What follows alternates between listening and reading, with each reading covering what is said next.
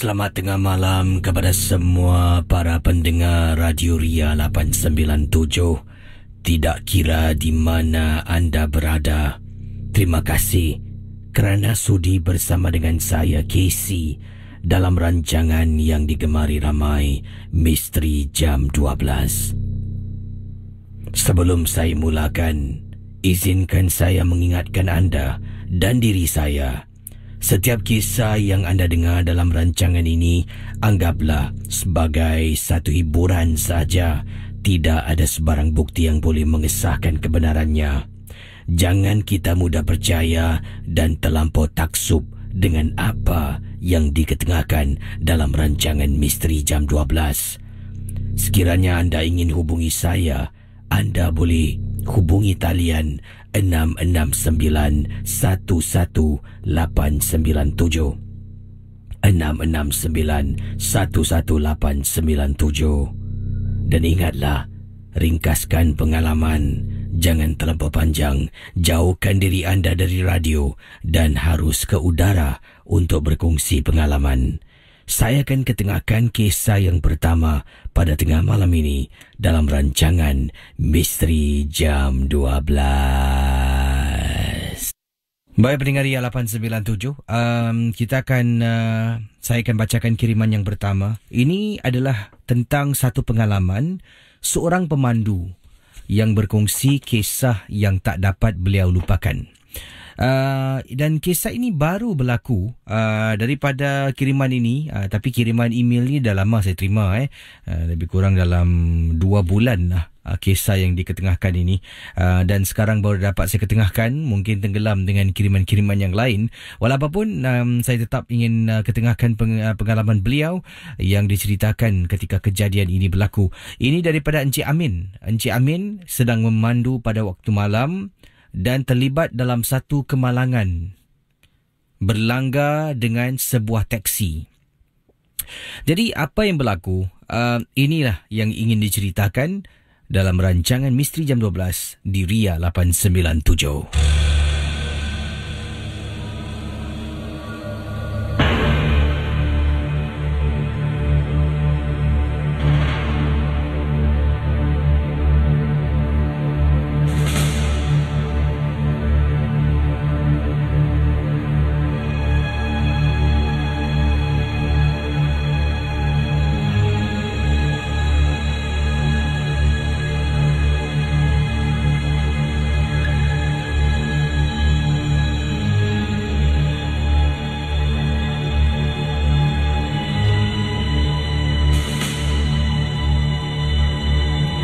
Assalamualaikum Kisi dan juga para pendengar Misteri Jam 12. Nama saya Encik Muhammad Amin. Saya pernah terlibat dalam satu kemalangan jalan raya melibatkan sebuah teksi. Tapi tidaklah seteruk mana pun. Teksi di hadapan saya ketika kami memandu. Ini kisah ni berlaku diceritakan ketika saya memandu dan juga teksi yang terlibat dalam kemalangan bersama dengan saya ini berada dekat kawasan Dairy Farm Road. Banyak kisah pernah saya dengar melibatkan kawasan dairy farm, tapi tidak pernah saya percaya. Malah kejadian yang saya nak kongsi sama ni pun bukan saya alami, tetapi apa yang berlaku ketika saya sedang memandu, di hadapan saya ada teksi. Saya ni pula tak tahan nak pulang ke rumah secepat mungkin kerana tak tahan sangat nak ke tandas. Maklumlah Casey, perut ni tengah mengulas, katanya Encik Muhammad Amin. Sedang memandu ikut belakang teksi, tiba-tiba teksi di hadapan saya ni berhenti, menekan brek secara mendadak. Bahagian depan kenderaan saya terlanggar bahagian belakang teksi tersebut, tapi tidaklah begitu kuat impaknya. Kemudian, biasalah bila dah terlibat dalam kemalangan sedemikian rupa, kita harus berhenti. Saya menekan hazard light, berhenti di tengah-tengah jalan. Waktu tu jam 1 pagi, memang tidak banyak kenderaan, katanya Encik Muhammad Amin. Saya keluar dari kereta dan langsung ke hadapan. Yang hairan, bila saya keluar dari kenderaan saya, pemandu teksi ni masih berada dalam teksi. Dalam hati saya ni, selalunya kalau kita langgar orang dari belakang, orang tu keluar dan dialah akan cuba menuduh kita, tidak selamat dan sebagainya, katanya Encik Muhammad Amin. Tapi pada pagi tersebut, saya keluar dari kenderaan, pemandu teksi masih lagi berada dalam teksi. Pendengar Misteri Jam 12, kata Cik Muhammad Amin, sampaikan saya pergi depan, dekat teksi tu, saya ketuk tingkap. Dan saya dapat lihat seorang lelaki Cina tua ni lah. Dia macam terkejut bila saya ketuk tingkap. Kemudian dia turunkan tingkap, dia tanya saya, "Yes, you want take my taxi?" Orang tua ni betul ke tak ni? Tanya diri saya ni lah. Aku dah langgar belakang dia, dia boleh tanya aku nak naik taksi dia pula. Kenapa kau, Uncle? You don't know You anyhow brake behind accident. Accident Dia keluar dari kenderaan, dia berdiri, dia tengok. Cuma bumper belakang tu agak termasuk sedikit saja sebab saya sempat brake dan terkena sedikit. Kemudian saya tanya, "Why you brake? No traffic light what?" Dia terdiam. Saya tanya dia, "Uncle, you okay no, Uncle?" Saya ingatkan dia terperanjat sebab kemalangan. Tapi tidak, Casey. Katanya Encik Muhammad Amin, dia ni seolah-olah macam tidak beri perhatian pada apa yang saya kata. Saya tanya lagi, "Uncle, you okay or not?" You never see You never see See what? Pendengar Misteri Jam 12, Uncle tu diam dia. "Uncle, come." Saya bawa dia dekat tepi jalan. Kemudian saya kata, "Uncle, please compose yourself." Saya kata pada uncle tersebut, "Uncle, tolong bawa tenang sikit boleh tak?" "What happened? Tell me what happened." Ketika dia sedang memandu di kawasan Dairy Farm Road, di mana saya berada di jalan yang sama dengan beliau, Casey. Katanya dia nampak di tepi jalan ada orang sedang berdiri. Orang yang dimaksudkan adalah seorang gadis, seorang perempuan sedang berdiri dekat tepi jalan. Dia high beam, 2 kali high beam. Konon-konon nak tanyalah perempuan tu nak naik taksi dia ke tak nak. High beam 2 kali dari jauh. Bila hampir-hampir mendekati wanita yang sedang berdiri dekat tepi jalan tersebut, wanita tu tahu-tahu lari depan teksi dan berhenti di hadapan teksinya. Itulah yang dia buat keputusan secara mendadak, katanya Encik Muhammad Amin, dengan menekan brek, dan berlakulah kemalangan. Saya langgar dia dari belakang. Saya dengar, saya terdiam. "Uncle, you sure not?" Katanya dia mati-mati cakap dia nampak benda tu. Kita bertukar butiran, saya dengan pemandu taksi dengan saya. Dia pun tahu dia salah. Dia menekan brek secara mendadak dan dia beritahu saya dia cuba nanti tengok macam mana kalau kawannya boleh bantu untuk tolakkan keadaan bumper yang termasuk sedikit itu. Saya kata pada dia, "Uncle, tak apa. Kalau kena bayar, kita settle outside, tak payah claim insurans." Dan dia setuju, Casey. Alhamdulillah, Dia pegang pada janji. Saya cuma setakat bayar untuk tolakkan bumper yang kemek sedikit itu dengan membayar dia $150 saja.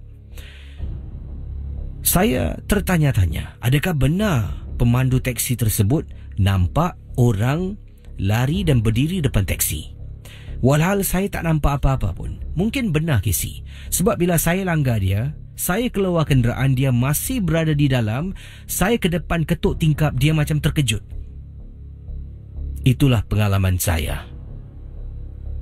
Rasa-rasanya seram kalau saya nak balik jam 1-2 pagi, 12 tengah malam, nak lalu gunakan laluan Dairy Farm Road. Terima kasih dan selamat tengah malam. Itu adalah kisah kiriman daripada Encik Muhammad Amin yang berkongsi pengalaman dalam rancangan Misteri Jam 12. Ini kisah yang cukup menarik sangat-sangat. Beliau tak nampak hantu, tapi pemandu dekat depan, pemandu teksi tu sampaikan mungkin tergamam ketika teksinya dilanggar pun dia tak perasan. Itu teruk sekali. Baik, kita akan buka talian. Anda boleh hubungi saya sebentar nanti. Dan sekarang satu lagi kisah ingin saya kongsi bersama anda dalam rancangan Misteri Jam 12. Kita akan teruskan kisah selanjutnya ini. Dan pengalaman berikut ini yang ingin saya bacakan adalah satu peristiwa yang berlaku. Dan ini kiriman daripada seorang pendengar dari seberang. Ini kiriman daripada Hajah Sakinah. Hajah Sakinah adalah pendengar baru Misteri Jam 12 dan kisah yang ingin dikongsi sama juga disertakan audio klip. Tapi saya tidak dibenarkan untuk putarkan audio klip ini pada anda. Malah katanya ini untuk Casey mendengar dan mengetahui betapa seramnya bunyi yang dihasilkan ini. Baiklah, setelah saya menderas dan membaca kisah Hajah Sakinah yang berasal dari Johor, yang ini kisah dari Muar, dari Muar Johor, pengalaman berlaku dalam rumah. Saya ada seorang adik, katanya Hajah Sakinah. Adik saya ni dibuat orang. Sampaikan ke saat ini dia masih belum berumah tangga. Ini mungkin saya salah, katanya Hajah Sakinah. Mungkin tuduhan saya ni salah. Mungkinlah. Tapi saya yakin, Casey, itulah penjelasannya yang sebenar-benarnya. Adik saya dahulu ketika muda pernah dilamar oleh keluarga ... inilah. Tapi ibu dan ayah saya menolak pinangan lelaki tersebut, keluarganya. Kemudian dipendekkan cerita, dengar khabar keluarga jejaka tersebut tak boleh terima. Memalukan diri mereka. Mereka telah pun mendapatkan bantuan seorang bomoh handal.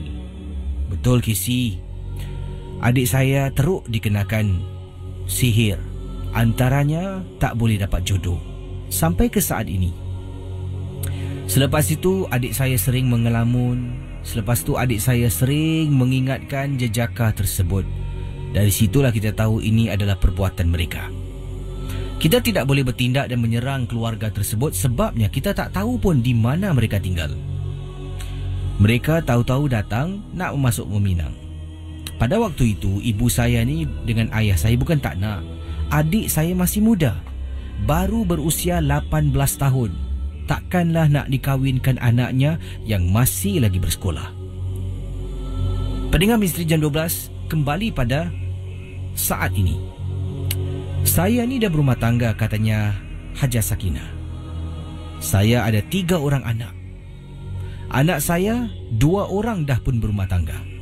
Adik saya sampai sekarang masih belum ada pasangan dan tinggal bersama dengan saya di rumah kami di Muar Johor. Apa yang berlaku yang ingin saya ceritakan pengalaman hidup saya. Adik duduk dengan saya sebabnya dia seolah-olah ni dah tak boleh uruskan dirinya sangat. Seringkali duduk termenung, macam-macam tukang ubat kita berjumpa. Macam-macam ustaz kita dah jumpa. Tapi tetap adik saya dengan penyakit misteri yang sampai sekarang masih belum ada jawapannya. Pada waktu itulah, nanti pada malam-malam hari, ketika adik saya, semua orang tengah tidur, nanti adik saya akan terbangun pada waktu malam. Dan dia akan buat bunyi ini. Bracket, saya ada sertakan klip audio bunyi tersebut. Casey cuba dengar. Jadi setelah saya mendengar, bunyinya saya akan cubalah buat, sebabnya saya tak dibenarkan putar. Jadi saya harus amanah dengan permintaan beliau. Anda bayangkan keluarga tengah tidur dalam rumah. Nanti 12:30 malam, 1 pagi, 2 pagi, 3 pagi, akan dengar dari jauh bunyi yang menakutkan ini.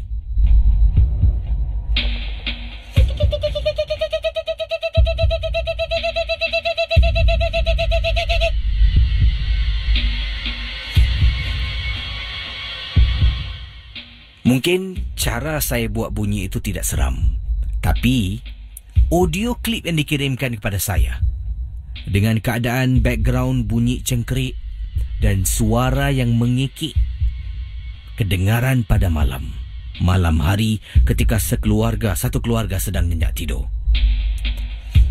Bila saya masuk ke dalam bilik adik saya dalam keadaan baring, rambutnya panjang, matanya akan buka dan tengok atas, nampak bahagian putih sedikit. Dan dia masih lagi membuat bunyi tersebut.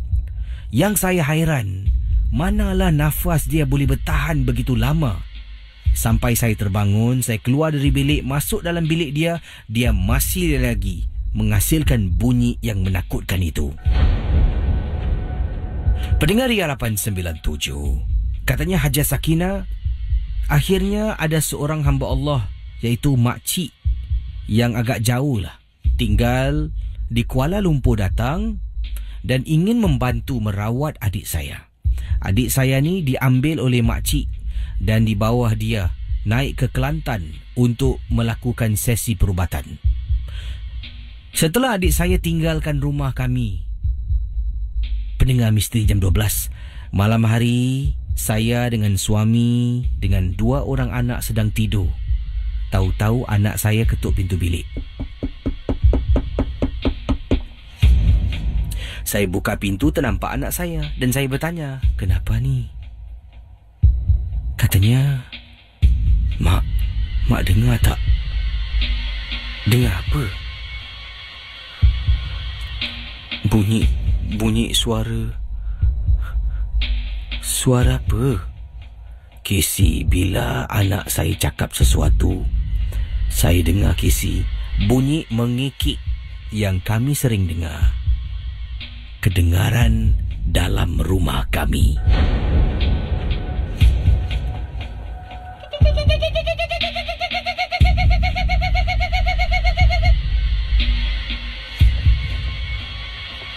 Pendengar misteri jam 12. Bunyi itu dah seram. Menambahkan lebih seram, adik saya tidak ada di rumah, katanya Haja Sakina. Rupa-rupanya dipendekkan cerita bila dapat tahu bunyi itu adalah bunyi panggilan Pontianak. Bila seseorang yang kena rasuk, yang dibuat disihir, menghasilkan bunyi tersebut, dalam badannya dah pun ada jin.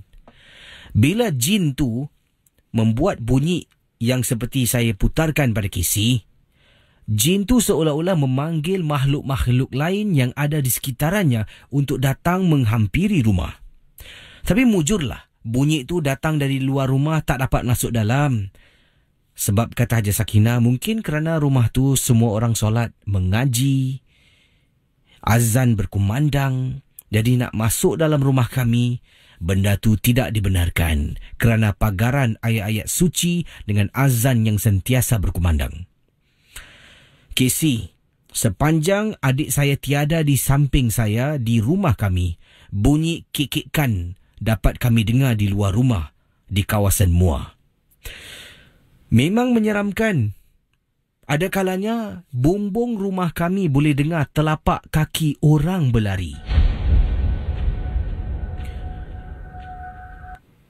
Yang paling menakutkan berlaku pada anak saya pada malam hari sedang dia baring di atas katil sambil bermain dengan handphone. Tiba-tiba Casey, anak saya yang tahu sesuatu ada di luar rumah, dia tidur tutup tingkap. Jarang. Selalunya anak saya ni tidur akan buka tingkap tapi tutup dengan langsir sebabnya nak angin masuk jadi sejuk. Sejak kebelakangan, bila dengar bunyi gangguan di luar, dia tutup tingkapnya. Hanya tidur menggunakan kipas sahaja. Pada saat dia tutup tingkap itulah, kata anak saya pada saya, dia menceritakan. Anda bayangkan ya.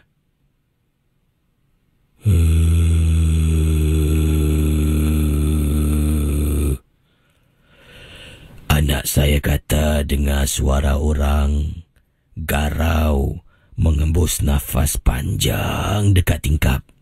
Mungkin seperti ini.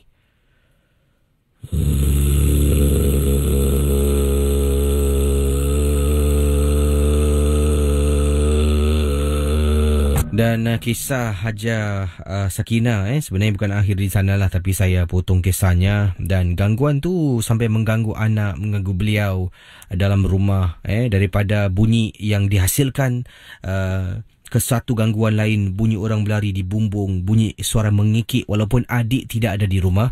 Dan Puan Sakinah kata ketika email ni dikirimkan, adiknya masih lagi menjalani proses rawatan dan menetap bersama dengan makcik saudaranya yang tinggal di Kuala Lumpur. Jadi belum lagi tahu adakah sudah pulih, sudah sembuh, saya tidak pasti. Tapi gangguan masih berterusan. Tapi makhluk-makhluk yang mengganggu keluarga Puan Haja Sakinah ini tidak dapat masuk ke dalam rumah kerana sentiasa berkumandangnya ayat-ayat suci Al-Quran, azan dan sebagainya lah. Jadi terima kasih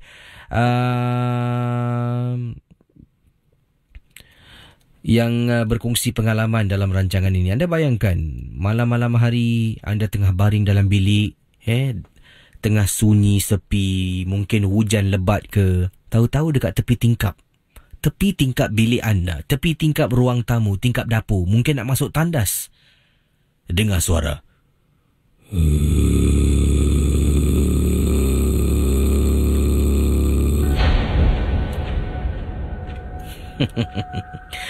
Baiklah saudara, kita akan berehat seketika. Saya akan kembali mungkin dengan satu lagi kisah sebelum kita berehat seketika. Dan saya akan cubalah, selalunya saya akan baca cerita sampai 1 pagi. Tapi ini kita akan tukar format sedikit. Ini pesanan satu kisah, kita akan dengar beberapa buah lagu. Saya akan kembali lagi untuk berkongsi lebih banyak pengalaman dan anda boleh hubungi saya di 669-11897. Jangan ke mana-mana.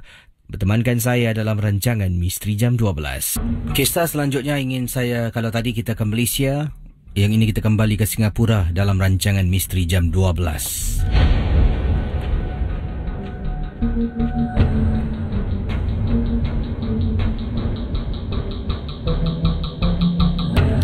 Ini daripada kiriman Fina yang ingin berkongsi pengalaman dan katanya, saya adalah seorang pendengar MJ12, saya menetap di kawasan Margaret Drive.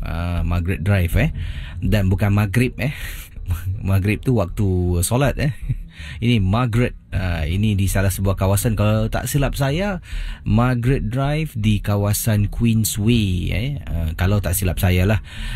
Dan kata beliau, apa yang saya nak ketengahkan ini mungkin tak seram mana, tapi situasi ini amat menakutkan saya. Di tempat saya tinggal ni, ada seorang makcik ni lah. Seringkali pada waktu malam mesti akan nampak dia. Yang hairannya waktu pagi, waktu petang, saya tak pernah pun nampak makcik yang disebutkan ini berjalan seorang-seorang. Tapi selepas saja pukul 10 malam, nanti akan nampak dia. Dia berjalan dekat kawasan kolong blok. Nanti dia akan jalan seorang-seorang dan sambil tu dia akan bercakap seorang diri, dia akan marah dengan sesuatu. Dan selalunya depan blok yang saya tinggal, katanya Fina, ada sebatang pohon yang agak besar. Makcik ni nanti kadang-kadang akan pergi dekat pokok tu, dia tengok dekat atas sambil dia tunjuk, dia marah-marah-marah dan dia mengeluarkan kata-kata kesat. Dan keadaan makcik ni membuat saya takut, membuat ramai saya rasa penduduk yang tinggal di kawasan itu merasa takut. Jadi pernah sekali saya balik agak lewat lah. Dan saya kalau boleh nak elak daripada terserempak, nak elak daripada bertembung dengan makcik yang disebutkan ini. Waktu tu saya dari jauh ni dah scan, tengok kiri, tengok kanan. Dalam hati, yes, makcik ni dah tak ada. Gunakan nama Mak Isa lah, bukan nama sebenar ya. Yes, Mak Isa dah tak ada. Baik lah, selamat, alhamdulillah, kata Fina ni. Jadi saya pun dengan beg saya jalan lah. Jalan dengan hati tak takut, dengan tidak ada perasaan was-was. Tengah jalan, saya pun pergi dekat lift. Picit butang lift, tengah berdiri tunggu lift dengan hati yang tenang sangat-sangat. Tiba-tiba, hey, saya toleh belakang. Makcik tu belakang saya, Kisi. Bila saya dengar suara tu, dah meremang tau. Saya toleh, astaghfirullahalazim, saya istighfar. Kemudian saya tekan lagi, lift nak turun punya lama, Kisi. Akhirnya bila lift tu turun, saya pusing lagi, makcik tu dah tak ada. Lega lagi. Masuk dalam, tekan lagi. Pendengar Misteri Jam 12, anda bayangkan, bila pintu lift nak tertutup, makcik tu boleh tekan butang lift, pintu terbuka. Dia jalan perlahan-lahan sambil membungkuk dia berjalan ni, berdiri depan pintu lift. Hey, keluar! Keluar cepat! Dan dia gunakan kata-kata kasar. Dia maki hamun. Makcik ni Hafsal ni. Makcik apa ni, cik? Maki-maki orang. Saya marah makcik tu. Makcik tu diam lagi. Dia tekan, makcik tolong cik, saya nak balik. Makcik tolong lepaskan butang lift tu, saya nak balik. Saya marah makcik tu, Casey. Kemudian makcik tu bersuara. Hey, kau betul nak balik? Biarlah kau balik. Biar dia ikut kau balik. Kau tak nampak ke dekat belakang kau? Saya terdiam. Adakah makcik ni nak bantu saya ataupun nak menakutkan saya ni? Saya pun dah tak ada pilihan. Saya keluar dari lift. Makcik tu lepaskan butang, pintu lift tertutup. Kemudian makcik di depan lift. Jangan kau ikut, jangan kau ikut. Sambil bercakap dengan sesuatu dalam lift. Saya pun apa lagi, jalan, naik lift sebelah hujung dan pulang ke rumah. Kasi, walaupun makcik tu mungkin buat sesuatu lah untuk membantu saya supaya sesuatu tu tak ikut saya pulang, cara yang dia lakukan tu sudah cukup menakutkan saya. Sekarang ni, bila saya balik, saya akan pastikan makcik tu satu tidak ada di kawasan pandangan saya ni. Yang kedua, saya takkan naik dekat lift di mana dekat dengan kawasan pokok besar. Saya akan naik lift hujung. Tak apalah, jalan sedikit pun tak kisah. Asalkan saya tidak terserempak dengan Mak Isa. Terima kasih dan selamat tengah malam. Waktu seorang 1.20 pagi. Selamat pagi kepada semua yang sedang bersama dengan saya dalam rancangan Misteri Jam 12 dan terima kasih kerana memilih Ria sebagai stesen hiburan anda. Pelbagai kisah dikongsi pada malam ini dan juga terima kasih juga yang sedang memantau Facebook Ria dan juga Facebook DJKC. Ramai yang telah pun bersuara di Facebook ni, memberi pendapat, pandangan. Ada yang kata seram Kisi buat suara tadi. Itu baru suara saya. Awak belum dengar yang original. Saya ni terpaksa mendengar yang original sebabnya saya harus cuba membuat bunyi yang dikirimkan ni. Ayolah, pula tadi dengar sorang-sorang di dalam studio ni. Bila tengah-tengah tu tiba-tiba meremang bulu rumah. Walau apapun, Misteri Jam 12 100% sebagai hiburan. Hanya satu hiburan sahaja. Dan anda boleh hubungi saya sekarang 669-11897 untuk berkongsi kisah dalam rancangan Misteri Jam 12. Bagi kita jawab panggilan. Hello, selamat pagi. Selamat pagi. Hai, siapa tu? Ini dari dari Dokter Didi Batam. Apa kabar dokter? Dah lama tidak hubungi ya? Oh iya, ini susah masuk nih Kesi. Dah kontak pun tapi tak diangkat-angkat lagi. Jadi Dokter Didi ini pengalaman tentang apa? Langsung silakan. Tentang ini ada satu sahabat saya, ini teman, dia mengadakan research tentang roh. Halo? Silakan langsung. Tentang roh ini dia research, dia seorang pakar bedah otak. Halo? Ya, langsung Boleh silakan. masuk? Boleh silakan. Oke, sudah on air? Ya, sudah on air sekarang. Sudah. Oke. Ini ada satu ketika ini seorang sahabat saya, dia seorang pakar bedah otak.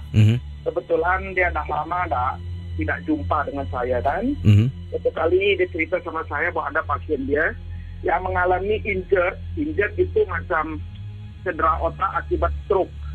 Oke. Halo?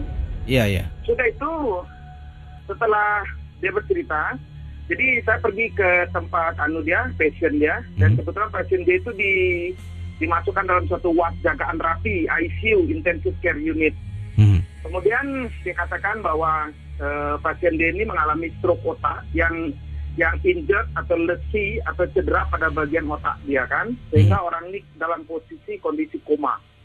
Jadi saya tanyakan, apa yang Anda lakukan? Saya bilang gitu kepada sahabat saya ini. Dia katakan, saya dah membersihkan semua darah yang ada di dalam jaringan otak dia untuk menghindari damage atau kerusakan pada otak dia itu. Kemudian dikasih dalam masa operation itu dikasih semacam anestesia gitu, yang general anesthesia. Jadi anestesia umum untuk seluruh badan dia, tak boleh bangun gitu macam orang tidur. Tapi sebenarnya kondisinya hampir mendekati koma. Halo? Halo, Kesi. Ya. Hampir mendekati koma kan. Setelah ditunggu beberapa lama, kemudian selama 3 bulan kemudian, pasien yang stroke ini kemudian sadarkan diri. Dan kami pun berdua melakukan anamnesa namanya, semacam tanya jawab dengan si pasien ini. Memang pada awalnya kita pun pengen tahu apa pengalaman yang dia dapatkan kan. Jadi dia katakan bahwa selama dia dalam kondisi tertidur, kata pasien ini, dia tidak dalam keadaan tidur. Dia berada dalam keadaan seperti sadarkan diri, kata dia kan. Terus saya tanya, apakah dia kebetulan seorang perempuan, ibu tahu bagaimana kondisi ibu ketika itu? Saya sedang tidur di satu ward, katanya gitu, di mana di dekat saya ada suami saya. Saya nampak suami saya, tapi saya panggil-panggil suami saya, dia pun tak menyahut, tak menjawab begitu. Saya dekati dia untuk cium suami saya, tapi seolah-olah ada macam screen gitu menghalangi dia untuk mendekati suami dia. Kemudian dia timbul suatu semacam kecemasan begitu, loh, kenapa saya tak bisa mendekati suami saya padahal saya dalam keadaan terjaga. Dia tidak menyadari bahwa dia dalam keadaan koma ketika itu kan. Terus kemudian dikedipkan matanya. Ketika ada kecemasan timbul pada diri dia kedipkan mata dia, kejapkan mata dia.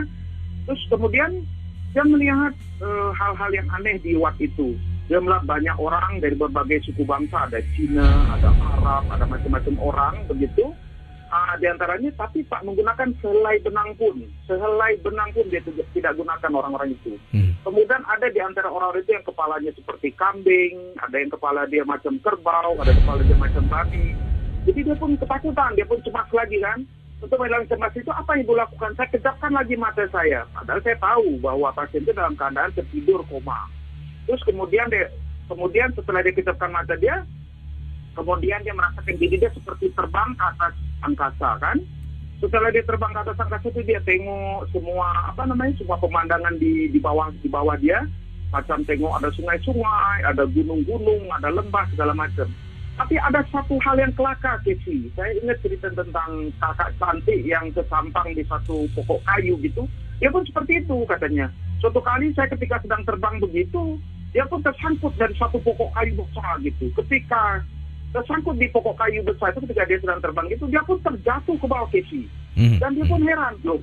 Tapi ketika terjatuh itu, semua tubuh dia, badan dia itu tidak mengalami luka-luka, tidak mengalami cedera sedikit pun. Padahal di pokok-pokok kayu itu banyak duri-duri, banyak pokok-pokok cabang-cabang yang sudah memang branch, yang memang patah-patah broken begitu kan. Dia heran, macam mana kok macam begini, dia bilang gitu. Dan itulah cerita dia, Kesi. Akhirnya saya menyadari, Kesi. Terus saya tanya sama dia, ibu pertama kali mengalami peristiwa ini, apa yang ibu ketahui tentang diri ibu sendiri? Ya, saya seperti berjalan di satu lorong yang panjang, yang gelap. Kemudian di ujung sana ada satu lubang yang bercahaya, macam cahaya bulan katanya. Ya, tetapi terus lubang itu dia susuri dalam lorong gelap itu sampai dia ke tempat lubang itu. Setelah lubang yang terakhir dia tempuhi, dia masuk dalam lubang terang itu, kemudian dia mendapati lingkungan sekelilingnya itu terang sedemikian rupa Casey. Dan dia disambut oleh orang dengan berbagai orang berpakaian baju jubah putih-putih, macam-macam baju-baju zaman-zaman nabi-nabi zaman dahulu begitu Casey. Nah, itulah Casey pengalaman saya tentang ini. Jadi si sahabat saya ini mengatakan, itulah katanya memang salah satu bukti bahwa memang kekuasaan ruh itu, bahwa alam ruh itu ada, dan memang bahwa ketika orang itu setelah mengalami mengalami istilahnya semacam mati suri begitu, dan dia memang merasakan alam gaib seperti itu. Dan setelah kami teliti, memang pada waktu pemeriksaan itu sahabat saya itu memang melemahkan seluruh, artinya menurunkan temperatur tubuh dia, kemudian menurunkan denyut jantung dia, seolah-olah berada dalam keadaan hibernation gitu, hibernasi seperti macam beruang kutub yang puasa tidur selama 3 bulan begitu. Jadi memang dalam keadaan hampir kira-kira 50-50, separuh mati dan separuh hidup gitu dalam keadaan koma gitu. Tujuannya adalah untuk merecovery semua damage pada injured pada otak dia gitu. Dan setelah kami tengok pada elektroencephalogram, memang terdapat pada gelombang-gelombang di mana si pasiennya dalam keadaan tidur yang sangat dalam dan lelah begitu Casey. Itulah Casey cerita saya dari Dr. Didi Batam. Tapi Casey, saya ingin salam untuk Bapak Haji Muhammad Yunus, ayahanda saya. Salam takzim dan hormat dari Dr. Didi Batam. Terima kasih banyak Casey. Assalamualaikum. Waalaikumsalam. Ya, salam kompak ya. Itu Dr. Didi dari Batam tentang temannya yang buat research. Anda bayangkan. Dan mungkin ada di antara kita lah, kadang-kala dalam keadaan kita mungkin separuh tidur tu, ada kalanya orang menceritakan dalam keadaan kita separuh rasa nak tidur, separuh sedar, kadang-kadang boleh ternampak sesuatu yang kita tak seharusnya boleh melihat, ataupun boleh ternampak sesuatu di luar pandangan kita sebagai seorang manusia. Jeng. Dan pernah saya kongsi bersama tentang kisah yang agak serupa tentang penglihatan separuh tidur separuh sedar. Ada juga pendengar-pendengar dalam keadaan sedemikian ni mendapat tahu dalam rumah mereka ada penunggu. Pernah satu ketika saya berkongsi seorang pendengar ni apabila dia dalam keadaan separuh tidur separuh sedar, dan dia rasa-rasanya macam ternampak ada seseorang ni hitam tinggi sangat, hitam dan tinggi sampaikan berdiri dalam rumah tu membungkuk dengan mata yang merah. Terbangun, dia terbangun oleh kerana terkejut terlihat susuk tubuh dalam rumahnya. Setelah penampakan itu, dia memanggil seseorang untuk datang menyemah rumahnya buat kali keberapa tak pastilah. Dan keadaan rumahnya makin baik. Sebelum dia panggil sema, sebelum dia ternampak dalam keadaan separuh sedar separuh tidur, rumahnya rasa macam gelap, rasa macam malap lah. Walaupun dah buka lampu, dah buka tingkap lah, kasih cahaya masuk, tetap dapat rasakan ni pandangan dalam rumah tu agak malap, tidak bermaya. Tapi setelah itu barulah keadaan rumah tu terang dan katanya bercahaya lah, seolah-olah ada nur. Jadi itulah yang dikatakan. Mungkin ada persamaan dengan research yang dibuat oleh rakan kita Dr. Didi dari Batam, Indonesia. Baik, kisah berikut ini yang ingin saya kongsi bersama, kisah yang berlaku di salah sebuah hospital di seberang. Yang ini kisahnya, hospital ini terletak di Johor. Tak nak beritahu hospital mana lah, tapi pengalaman beliau agak ringkas, straight to the point. Mana pula email saya ni? Tadi ada kat sini. Ni dia. Okey. Ini daripada Encik bukan Encik tapi daripada pendengar kita yang bernama Puan Rafiza. Puan Rafiza berkongsi pengalaman. Saya ni adalah seorang pekerja di salah sebuah hospital di Johor. Dan beliau katakan tak nak beritahulah hospital mana. Ini nak dirahsiakan. Pengalaman beliau ni bertugas sebagai salah seorang pekerja, bukan seorang jururawat. Beliau adalah pekerja, juga ikut shift lah, tapi bukan bertugas sebagai seorang jururawat. Berkongsi pengalaman yang menyeramkan. Kisahnya ringkas sahaja. Pada malam tu sekitar jam 11 malam, saya daripada bahagian lantai 1 nak naik ke lantai 4. Nak pergi ke salah sebuah ward untuk menghantar beberapa dokumen yang diminta lah. Jadi dalam perjalanan, saya masuk lift ni, saya sebenarnya ternampak ada seorang makcik jalan perlahan sangat. Dan makcik ni adalah pesakit daripada hospital tersebut lah, sebab dia memakai baju pesakit. Saya pun tekan butang lift, tunggu makcik ni jalan perlahan-lahan dan kemudian dia masuk ke dalam lift. Dan saya pun tanya, makcik tingkat berapa? Kebetulan, ya, ward yang makcik ni nak pergi adalah di lantai 4, tingkat 4 di tempat yang saya nak pergi. Dan dalam perjalanan saya sempatlah berbual dengan makcik tersebut lah. Makcik ni pun berbual dengan saya. Kita pun bila sampai tingkat 4, kita keluar dan saya tekan butang lift untuk makcik ni keluar jalan perlahan-lahan. Dan saya kata, makcik minta maaf saya harus bergegas. Saya nak kena hantar dokumen ni secepat mungkin. Tak apalah, tak apa. Dan kemudian saya pun berjalan menuju ke arah ward yang saya nak pergi ni lah. Selepas hantar dokumen, selepas saya tanda tangan, saya pun nak kembali turun ke bawah. Tengah jalan ni, tiba-tiba saya ternampak makcik ni tengah berjalan perlahan-lahan lagi nak kembali ke tempat katilnya. Saya pun tanya, makcik nak saya bantu tak? Katanya tak apalah, tak payah. Terima kasih je lah. Jadi pendengar Ria 897, makcik ni pun jalan perlahan-lahan. Tengah saya berjalan ni, saya menuju ke arah pintu. Jadi apa yang berlaku, Casey? Makcik yang saya nampak ni, dia ni agak muda lah, tidak begitu tua. Tapi cara dia berjalan, bongkoknya ni macam seorang makcik yang dah berusia 80-an, 90-an tahun. Bila saya nampak beliau tadi. Jadi dia jalan pelan tau. Sebabnya dia membongkok sangat, dia jalan pelan. Dan setelah saya berjumpa dia, saya nak keluar ni, saya nampak dia masuk. Tanya, cik nak saya bantu tak? Kata tak payah. Dia pun berjalan melepasi saya. Saya pun melepasi makcik tersebut. Dan sampai depan pintu ward, sebelum saya keluar ni, sempat saya toleh belakang. Apa yang saya nak ceritakan ni mungkin sukar nak masuk akal ataupun untuk dipercayai pengalaman saya ini, katanya Rafiza. Tapi inilah pengalaman saya yang saya ternampak. Saya toleh nak tengok makcik ni. Casey, makcik ni bongkok, dekat belakang badan dia ada orang tengah duduk. Saya toleh ke belakang, saya nampak, saya terperanjat, Casey. Tengok depan balik. Saya pusing belakang lagi, penampakan orang yang duduk dekat belakang makcik tiba-tiba hilang begitu saja. Makcik ni masih berjalan perlahan-lahan, jalan tersirit-sirit kakinya nak pulang kembali ke ward. Masya Allah, Casey, apa yang saya nampak ni memang menakutkan saya. Itulah pengalaman dari Rafiza ketika bertugas sebagai salah seorang pegawai di hospital di kawasan Johor. Terima kasih dan selamat tengah malam. Itu adalah kisah daripada pendengar kita Rafiza. Terima kasih kerana sudi berkongsi pengalaman anda. Baik, kita akan buka talian. Silakan hubungi saya 66911897. Anda bayangkan makcik yang akak kita nampak ni, ya, naik lift, tengah sebelum masuk lift jalan bungkuk pelan-pelan, tersirit-sirit kaki.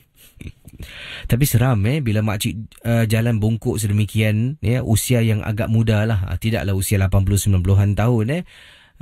Yalah, apa pula yang hinggap dekat belakang makcik tu, ya.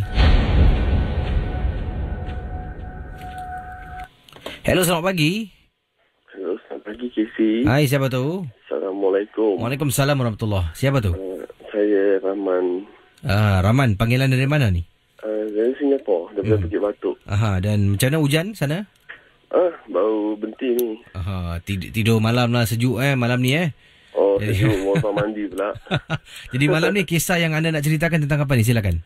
Okey, Casey, ini berlaku dalam tahun 1974 Tentu saya umur saya dalam 10 tahun lah. Dia berlaku di daerah, mungkin pendengar pernah mendengar tempat ni lah. Daerah Sri Tana Reservoir. Kawasan tu dulu memang time perang Jepun. Jepun pernah duduk sini. Kata bapak saya. Bapak saya tu orang lama jugalah. Dia pun dah meninggal dah arwah di Mekah. Tahun 2000 lah. Dia pergi Mekah tahun 2000, dia meninggal sana. Jadi bapak saya tinggal sana lah. Dengan saya semua rumah kampung. Tentu saya Mandai Road, mana-mana rumah kampung. Okay, jadi apa jadi ialah saya nak pergi mengaji. Tentu saya nak pergi mengaji. Jadi kawasan ngaji tu dengan rumah saya agak jauh lah. Nak kena jalan kaki dalam 10 minit. Jadi saya tengah jalan tu kan. Saya tengah jalan lah. Kawasan Mandai tu gelap tu KC. Kawasan kampung kan. Jadi dia quite gelap lah jalan dia. Saya tengah jalan tu tiba-tiba saya nampak jauh macam orang kaya basikal. Saya buat bodoh lah. Saya ingat apik mana apa pakcik mana raya basikal kan. Semakin saya dekat saya tengok je. Ya Allah, kisi jerangkung kisi naik basikal. Saya terperanjat sisi saya tentang pukang balik rumah. Sampai kat rumah mak saya tanya, kenapa kau patah balik? Kenapa buang pucat ni? Tak ada mak. Saya nampak benda tu lah mak. Benda apa? Tengkorak ni basikal. Saya nak pingsan kisi.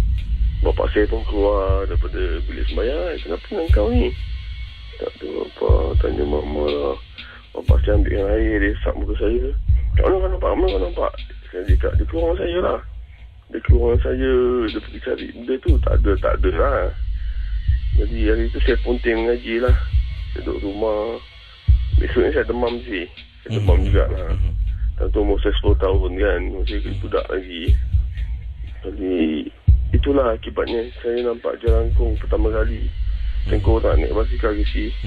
Saya rasa tu peninggalan Jepun lah kisi. Pasal saya tu memang tempat Jepun kisi. Dulu tempat Kempitai. Mandai Road tu kan tempat Kempitai. Saya tahulah. Itu je lah kisi saya nak tahu awak kisi. Terima kasih ya. Sama-sama kisi. Anak kecil usia 10 tahun nampak benda macam tu Yalah, memang menyeramkan lah. Baik, setiap kisah yang dikongsi sama jangan mudah kita percaya dan terikut-ikut. Anggaplah sebagai menonton seperti menonton filem-filem seram, tidak lebih dari itu.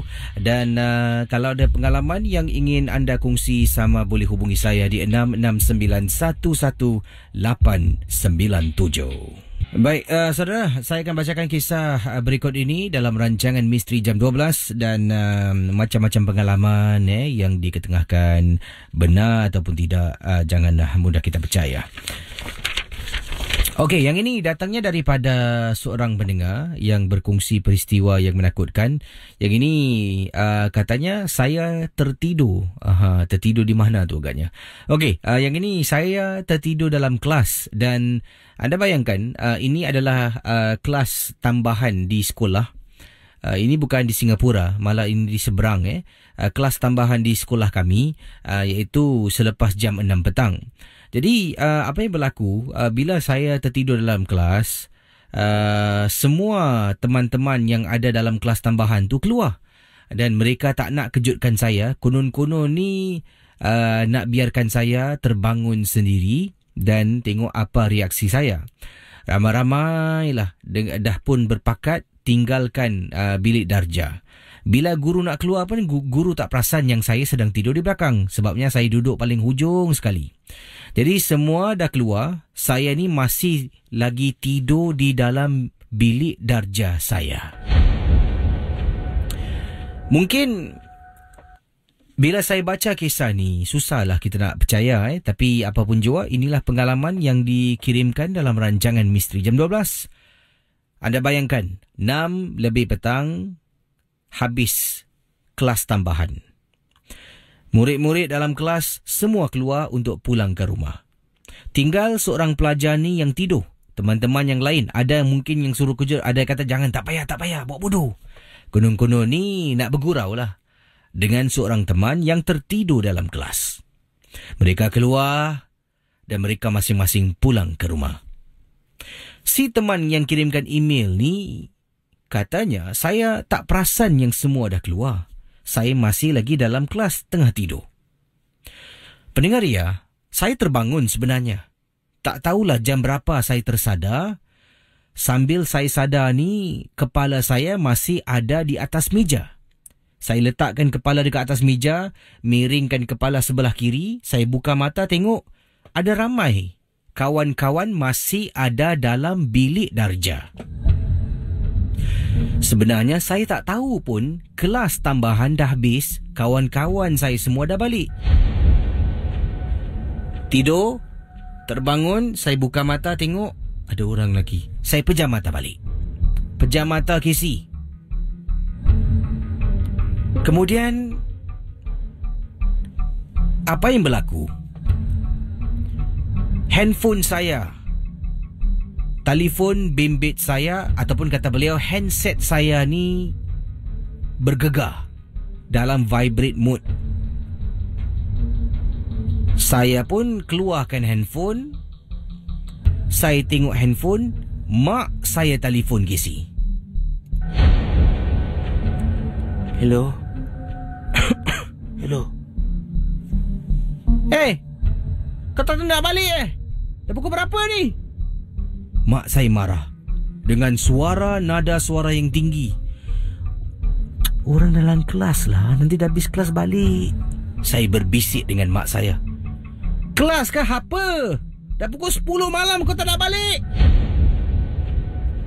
10 malam?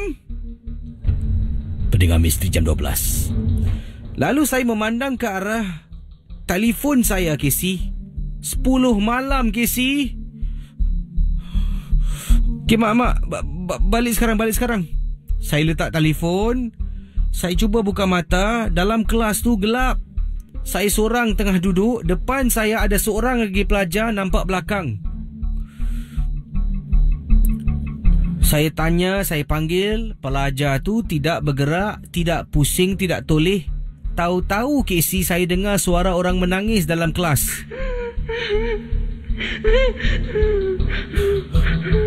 Bismillahirrahmanirrahim. Sambil saya bangun, saya baca bismillah, saya baca Al-Fatihah. Saya nak keluar ni Casey, perasaan takut. Sampai depan pintu kelas, saya keluar. Saya terus lari keluar dari sekolah saya, Casey. Di luar kelas ada basikal saya tunggang basikal sampai ke rumah. Mak saya tanya kenapa balik lambat. Kau jangan nak bohong aku. Saya katakan saya tertidur dalam kelas. Sampaikan mak saya tak percaya dengan kata-kata saya. Nasib baiklah mak saya telefon. Kalau tidak, saya tak tahulah apa yang berlaku dengan saya. Terima kasih dan selamat tengah malam. Kisah yang menarik, sangat-sangat terima kasih kerana kirimkan kisah ini. Jadi saya dulu pun pernah ketika saya sekolah dulu, kalau ada macam kelas-kelas mungkin tertidur, memang ada teman-teman akan tinggalkan kita. Dan ingatkan masih ada lagi, buka mata dah balik. Tapi tak adalah tidur sampai 3-4 jam Kadang-kadang 15 minit, 20 minit tersadar, tengok kelas kosong. Dan teman pernah dahulu tutup tingkap semua tu kalau tak silap saya waktu sekolah rendah, kalau tak silap saya kelas tambahan, kalau tak silap lah. Dan bila buka lama dah tutup tingkap semua. Biasalah ada waktu-waktu tu mungkin terlalu penat lah, sebabnya dari pagi sekolah sekolah tu pagi, kemudian sambung ada kegiatan luar darjah CCA, lepas CCA ada kelas tambahan lagi, dah terlampau penat, mungkin sampaikan tertidur waktu kelas tambahan tu.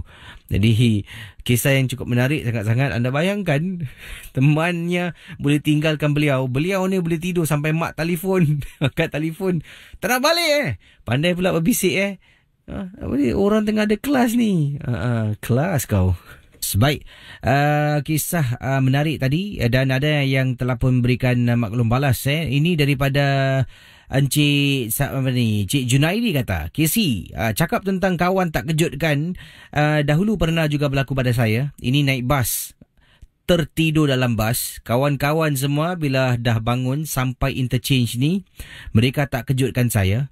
Apa yang berlaku, teman-teman saya 3 orang turun bas double decker lah, saya tidur di atas. Mereka bertiga turun ke bawah tanpa kejutkan saya. Pemandu bas pun tak periksa. Dia pandu sampai dekat parking bas, dia park dekat tepi. Kemudian dia tutup pintu. Teman-teman saya dekat tepi tengah tunggu je saya bangun sambil tengok daripada kawasan interchange ataupun pusat tukaran bas. Dan setelah saya tidur agak lama, tiba-tiba rasa panas sangat dan rasanya bas tak bergerak. Buka mata tengok bas tengah parking. Kawan-kawan semua dekat tepi tengah ketawakan saya terbahak Casey. Saya terpaksa turun bawah dan tekan butang emergency untuk buka pintu dan lari keluar dari bas. Ini bukan cerita seram tapi tentang kawan yang tinggalkan beliau lah. Sama dengan kisah tadi inilah antara perkara-perkara nakal yang dilakukan. Tapi sekarang ni taklah macam tu tak tahulah. Okey, kita terus mungkin jawab panggilan yang terakhir di hujung talian. Satu lagi kisah, kalau boleh ringkaskan pengalaman anda lah di 66911897. Hello, selamat pagi. Terputus pula talian.